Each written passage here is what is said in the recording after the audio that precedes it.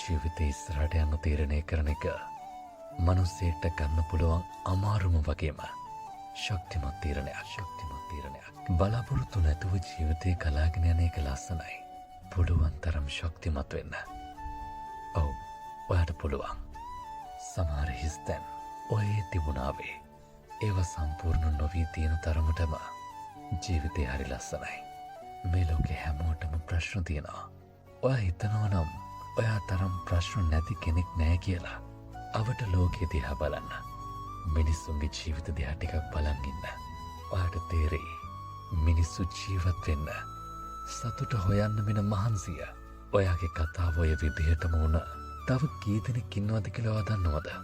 එහෙම තමයි ජීවිතේ. අපි දරාගමු. ඔයාගේ ජීවිතය අයිතිය වෙන අයට පවරන්න එපා. බාහිර දේවල් නිසා දුක් වෙන්නත් එපා. ජීවිතේ හැමදාම අපි දුක් වෙන හේතු කොට මැද්දේ සතුට වෙන්න එක හේතුවක් හොයාගමු. ඒක ඔයාගේ දවස සතුටින් ගෙවා ගන්න උදව් කරනවමයි. ඉතින් ළමයා මේ දුකින් ඔයාව මේ ලෝකෙට එවලා තියෙනවා. ඒ විඳවන්න නෙවෙයි. සතුටින් ජීවත් වෙන ගමන් අනිත් අයටත් සතුට සැනසීම බෝ කරන්න. කොහෙන්න? අපි කඳුළු අතරින් hina වෙමු. සතුට බෝ කරමු. කොයිතින්? hina වෙන්න දැන්. මං ආතරේ